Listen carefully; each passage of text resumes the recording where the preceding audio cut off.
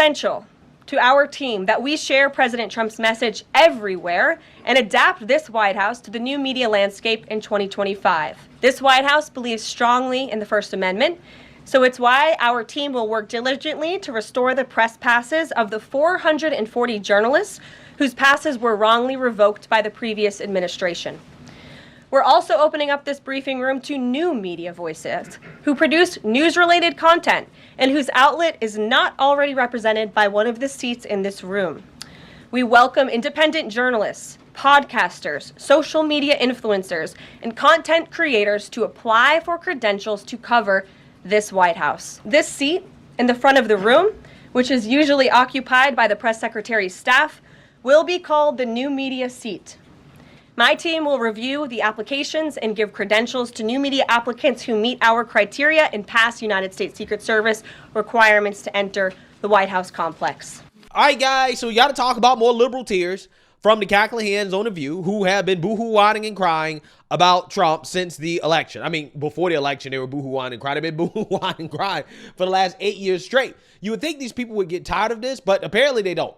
So with that being said, we got to talk about Miss Karoline Leavitt, who, as we discussed yesterday, in her first press briefing, she opened access to new media, including podcasters and influencers, to join the press room. She also reinstated press passes that were wrongfully revoked by the Biden administration, aka journalists and media outlets that the Democrats didn't agree with, right? That they could say, oh, well, these people are far right. They're fringe. Okay. Yeah, those press passes got restored. Now, The View and the mainstream liberal media, they're boo-hoo whining and crying about it, right? They're complaining because you have others who are being allowed in the press room, and the times have changed, okay? Most people do not consume their news via traditional media anymore. A lot of people are getting their news from social media. They're getting their news from podcasters, so-called influencers, commentators, independent journalists. People are moving on, okay? The media landscape is evolving, and the White House is updating their press room to reflect the evolution of the media. Now, you would think that the left would be praising this because this, by definition, is diversity and inclusion. This is the type of diversity and inclusion that we actually should strive for, which is ideological diversity in the sense that, okay, you have people from across the board in the press room and not just a bunch of different color faces that all think the same, right? That all align with the Democrat Party, okay? So, you know, the opposition to this, again, it really shows you how the left feels about so-called diversity and inclusion. What they actually really mean is just a diversity of faces, but not a diversity of ideology. What you have here from the White House is a diversity of ideology in the press room, and they're boo-hoo whining and crying about it. So without further ado, let's go ahead and get into this. A question, which is why I was leading us in this direction. Yeah. I would like this young lady this is her first job, I would like her to do a little homework. Wow. Wow, incredible. Incredible. Whoopi is asking Miss Karoline Leavitt to do a little bit of homework when she clearly hasn't done her homework because she claims that this is the press secretary's first job, when that's clearly not the case. She was the press secretary for the Trump campaign, okay? So she had been speaking on behalf of the Trump campaign for months leading up to getting this job. She also worked for Elise Stefanik and other roles as well, too. I mean, she's more than qualified for the role. But for whatever reason, Whoopi didn't know that because she didn't do her research while at the same time trying to tell other people to do their research. The irony is unbelievable. Because she said something yesterday that really pissed me off. And that was, she said, there will be no wokeness here. Oh, yeah. Let me explain something to you. Because without that wokeness, you might not have that job. Yeah. Because women were not invited to that table. Mm-hmm. Women were not invited to many tables in this nation. The reason we fought and busted our behinds to make sure that you didn't have to worry about this. And now to hear you talk about it and to hear anybody talk about the wokeness was put in place for a reason. Because black people couldn't get into colleges. Because women could not get into the colleges they wanted to go to. This is all women. Yeah. See, this is not black, Asian women. This is all women. Women were not invited to this party. It was a man's world, and we busted our asses to make sure that this was a person's world. So please please stop using that phrase and talking about, because you don't understand what you're saying. You're saying about yourself that, you know, hey, that's a terrible thing to be. It's not a terrible thing to be. That's why we fought.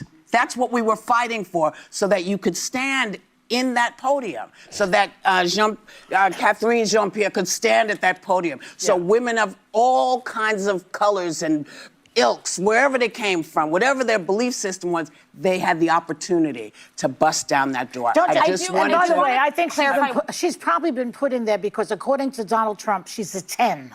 You know that's what it is. I want to be clear, though. Wow, so disrespectful. You know, I hate when people accuse other people of not knowing what they're talking about while clearly not knowing what they're talking about, as they're accusing others of not knowing what they're talking about, which is exactly what's going on here with Whoopi. Okay, Miss Karoline Leavitt did not get the job because she's a woman. She didn't get the job because she's a woman. She got the job because she earned it. Okay, she showed on the campaign trail that she was a good spokesperson for the campaign. Okay, the way that she ran the campaign in regards to the press and the media was good. She did a damn good job. I mean, she got kicked off of CNN multiple times, okay, which tells you that she's amazing at her job. If you're getting kicked off of CNN, you're doing a damn good job, right? You're doing an amazing job, because that means you're spitting truths that are so brutal and so honest that they can't air it, right? They can't air it on CNN. It doesn't fit the narrative. They got to kick you off, which happened to her multiple times, by the way. So with that being said, what Whoopi doesn't understand is that when she talks about wokeness, what she talks about is the cultural Marxist ideology that replaces economic class conflict with identity-based class conflict, in the sense that if you are not a straight white male Christian, then you somehow are a victim, right? In some way, okay? You have a disadvantage in society if you're not a straight white Christian man, okay? We're not gonna be boohoo-whining, crying victimhood and talking about race and sex and gender identity. No, we're gonna focus on what we need to focus on, which is getting the job done, right? And informing the American people, which is the exact opposite of what the Biden administration was focused on, which was wokeness, which is why Cringe Jean-Pierre was hired in the first place. And look what we got as a result. The worst White House press secretary in the history of this country, and it's not even close. I guarantee you, if you ask any of these liberal reporters off the record, who is the worst White House press secretary in history, they'll say Cringe Jean-Pierre. There's no doubt in my mind. At the very least, 80% of them would say that, if they're being honest, okay? And the other 20% who wouldn't say it, believe it, they just don't have the cojones to say it even off the record. So Karoline Leavitt is not in her position because of wokeness. She's in her position because she's the best person for the job, and that's why she was hired. At no point has she ever mentioned being a woman. Has she talked about her race, her sex, her religion? She hasn't talked about any of those things. Only thing she's done is just do her job, which again is the exact opposite of Cringe Jean-Pierre. And by the way, with Miss Karoline Leavitt being a woman and the youngest White House press secretary ever, if she was a Democrat, okay, if she was working for the Biden administration, these cackling hens would be praising her, right? They would have so much to say about, you know, isn't this a great example of what women can achieve, right? Young women who are looking to grow their professional careers. Isn't she a great example to emulate as a working woman and what you can do even at a young age, right? That's what they would be saying, because that's what they did with Cringe Jean-Pierre, even though she was terrible, okay? Black, lesbian, woman, all the infinity stones of wokeness. Oh, she's such a great example, right?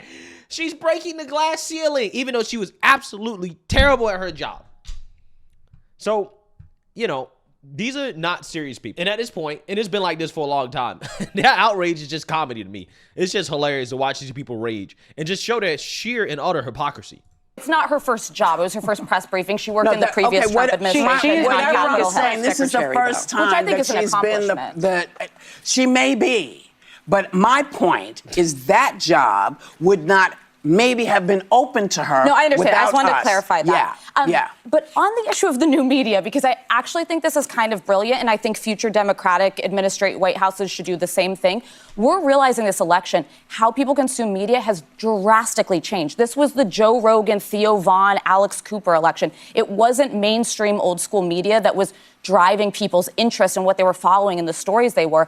And I think this is an acknowledgement that Trump realizes this. This is a person who made his career in television. What's to prevent those media influences from being overwhelmingly on his side. Well, there will be partisans, but I think it was promising that they brought in Axios, which is mainstream, but then they brought in Breitbart, which is a right-wing outlet. And so some of the outlets that had their passes revoked when Biden came in were right-of-center outlets.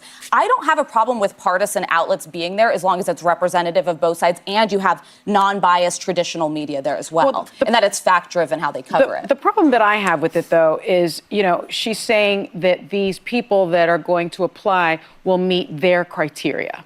We understand that their criteria is woefully deficient and unserious. Right. I think that their real problem in this election, one of the real problems among the many, is the misinformation and disinformation that was disseminated on social media by these influencers and by these podcasters.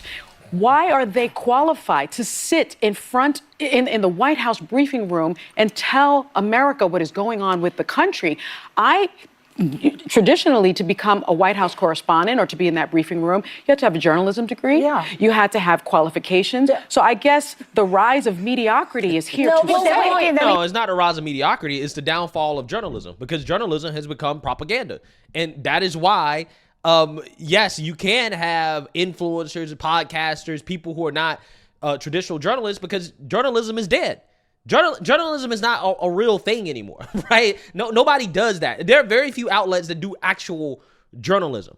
Most of the news that you see is what we call opinion commentary, right? In the sense that you're giving your opinion. Now, CNN, MSNBC, MSNBC is they've gone full mask off. They don't even pretend to do journalism anymore. But you have certain outlets like CNN, ABC, NBC, they pretend to do journalism, but they don't, right? I mean, they're doing opinion commentary, and they'll try to dress it up as much as they can, right, to make it seem like they're doing journalism, but it's not journalism. And this really ratcheted up under the first Trump administration, when these outlets decided that, neutrality is not worth allowing Trump to win, right? We cannot be neutral and to be journalists as we're covering Trump. And this is something they admitted on MSNBC. They're like, no, we can't play the actual journalist game. We can't play the neutrality game with Trump, because they are opposed to him and they can't set aside their politics in order to do what their job is, which is to be journalists. So that has led to the downfall of journalism. It has led to journalism losing credibility. So at this point, if all of those so-called journalists are just opinion commentators and all of these news outlets are biased in favor of the left, at least the traditional news outlets, then it's like, well, you know what? You might as well allow alternative media, so-called new media voices that don't have a traditional journalist background, because, again, the traditional journalist background doesn't mean anything, right? I mean, look at Don Lemon. This dude is having a Trump deranged meltdown every single day on his social media platforms that nobody pays attention to. So you mean to tell me this guy who's severely Trump deranged, clearly team Democrat, team Dem, team liberal, team progressive, you mean to tell me when he was at CNN as a so-called journalist that he wasn't allowing his political viewpoints to influence his news coverage and the narrative that he was putting out there? Of course he did. Again, this is why his show was overwhelmingly left-wing, right, and Trump deranged. And lo and behold, he gets fired from CNN, and he's still overwhelmingly left-wing and Trump deranged. So, in all honesty, there's not that much of a difference between what you see on CNN, MSNBC, or these news outlets versus what you see on The View, right? There's not that much of a difference when you talk about the commentary and the news coverage. It's all opinions. And the people who should be blamed for that are the so-called journalists who decided that it's much more important to be propagandists and activists when Trump got elected in 2016 than to actually do journalism, right? Because at that point, they stopped criticizing Democrats. Everything the Democrats do is good. Everything Trump does is bad, right? Let's hate Trump 24/7. Let's ignore Joe Biden. Let's actually lie on behalf of Democrats, okay? The same media that tell you, oh, there's not a border crisis. Oh, inflation is transitory. Crime is down. Joe Biden is perfectly fine. He's not mentally deteriorating. And then people wonder, okay, why is it that people don't trust the mainstream media anymore? Why are people turning to so-called podcasters and influencers for news? It's because people turn on the news for news, right? But if I turn on the news and I'm getting opinions, I might as well just go to some opinion guy on the internet, right? I mean, let's be real. Let's be 100% real, because, I mean, the people in the news, they're lying to you. And here's the crazy part about it. The crazy part is that had the media decided to actually stick with journalism, to not become overt propagandists, honestly, it would have been much harder for Trump to win, Because had they covered the Biden administration the way they should have been covering the Biden administration, Joe Biden would have dropped out probably after the midterms. Joe Biden would have been done had the media covered him the same way they decided to cover him after Joe Biden laid an egg at the first debate between him and Trump. When the media actually started to cover Joe Biden, that's when his approvals started to decline. When the media told the truth and said, yeah, this guy he's not doing well. But had they covered Joe Biden that same way before the Democrat primary, he probably would have resigned. He probably would have dropped out. So, I mean, again, they don't have anybody to blame but themselves for the current state of the Democrat Party, the current state of the media, and the fact that Trump is in the White House. Making a Snapchat equivalent to the New York Times. No, but you guys are minimizing something really important here. There was a time where there were 3 evening broadcasts for news. Yes. Everyone sat down around the TV and they watched these 3 news outlets. Mm-hmm. Now you look at where people consume news. 54% of American adults say they get news from social media. A large majority of U.S. adults, 86%, say they get at least some of their information. If you don't want mis and disinformation, which is inevitable obviously with this administration, but if you want to go directly to the source and have people receive it themselves and put it out to their audiences, I'd rather have them in that room. Influencers are not just the Kardashians. They're also the Brene Browns. Mm-hmm. You've got podcasts like Pod Saves America. There are people that only consume their news from other... They show up. And I do think that there are a lot of Americans who do feel like the mainstream media got a lot wrong in recent years. And while there are editorial standards, I don't think that we can definitively say, because you have this degree and you're with this outlet, you've never gotten news information wrong. Well, I will say this. I feel a lot better when I know there are standards people have to meet. Yeah. Of course. And so Qualifications you can bring in whoever you want. The proof will be in the pudding. Mm-hmm. We can stand and say this is terrible, but so we're gonna wait and see what happens. And the minute it turns out to be state-run television or state-run information or state-run news, because I disagree that people got stuff wrong. I don't know what people were looking for, because the people I talked to were not looking for the things that these folks were looking for. And now that they've got him, are they getting what they want? So that's just my opinion. But even on the media front, we haven't gotten to this real quickly this week. The CIA came out and said that COVID very likely came from a lab leak. And the New York Times shut down coverage of that. They wouldn't publish an op-ed by a senator from Arkansas, Tom Cotton, saying that this was a credential theory. At the time I was at DOD and that was openly discussed, is a very real possibility. Confidence by the CIA. There is a fact that the media at times has gotten things wrong. Listen, so it isn't about whether they get it wrong or right. It's what they do to correct it. That's the problem. No, Whoopi. Again, Whoopi is incoherent, and I don't understand why they continue to have her on this show. I think that she's experiencing some of the same problems that Joe Biden is experiencing, okay? Because, first and foremost, Alyssa Fair Griffin, hate to say it, she's right, okay? Not just when it comes to the COVID stuff, but look at the Hunter Biden laptop story. CNN, all of these outlets said it was Russian disinformation, that the Hunter Biden laptop story wasn't real, when it was 100% real. They lied about it on purpose.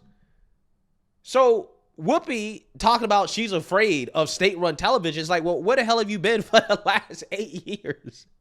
For the last 8 years, it's been nothing but state-run television, just on behalf of the Democrats.